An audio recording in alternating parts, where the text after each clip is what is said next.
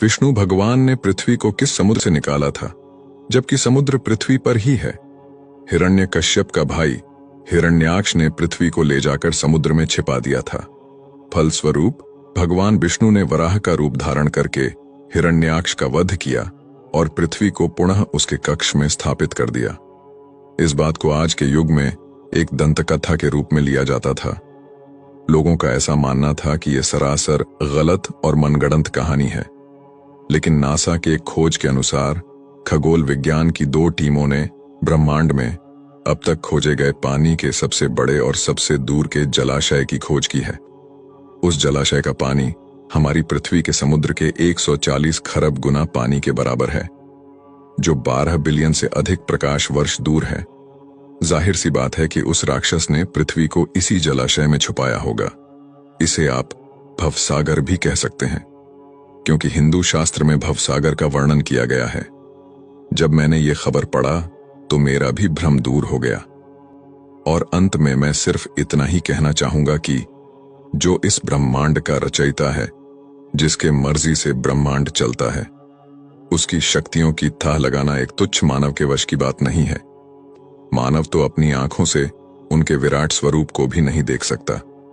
कुछ महान लोग, जिन्हें यह लगता है कि हमारा देश और यहाँ की सभ्यता गंवार है, जिन्हें लगता है कि नासा ने कह दिया तो सही ही होगा, जिन्हें यह लगता है कि भारत की सभ्यता, भारत का धर्म और ज्ञान विज्ञान सबसे पीछे है, उनके लिए मैं बता दूं कि सभ्यता, ज्ञान, विज्ञान, धर्म, सम्मान भारत से ही शुरू हुआ है।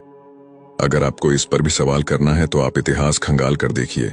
जिन सभ्यताओं की मानकर आप अपने ही धर्म पर सवाल कर रहे हैं, उनके देश में जाकर देखिए।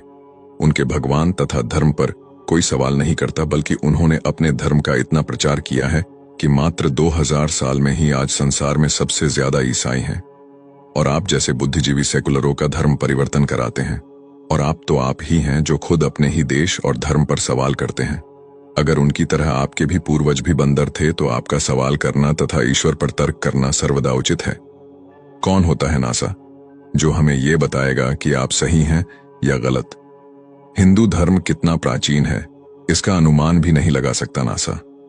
जब इंग्लैंड में पहला स्कूल खुला था, तब भारत में लाखों गुरुकुल थे और लाखों साल पहले 4 वेद और 18 पुराण लिखे जा चुके थे। जब भारत में प्राचीन राज प्रथा चल रही थी, तब ये लोग कपड़े पहनना भी नहीं जानते थे। तुलसीदास जी ने तब सूर्य के दूरी के बारे में लिख दिया था, जब दुनिया को दूरी के बारे में ज्ञान ही नहीं था।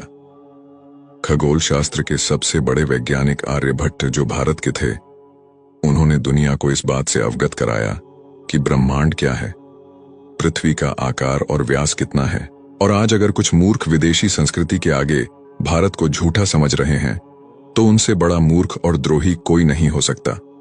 दिन और रात का सही समय पर होना, सही समय पर सूर्य अस्त और उदय होना, पेड़ पौधे, अणु परमाणु तथा मनुष्य की मस्तिष्क की कार्यशैली का ठीक ढंग से चलना, ये अनायास ही नहीं हो रहा है।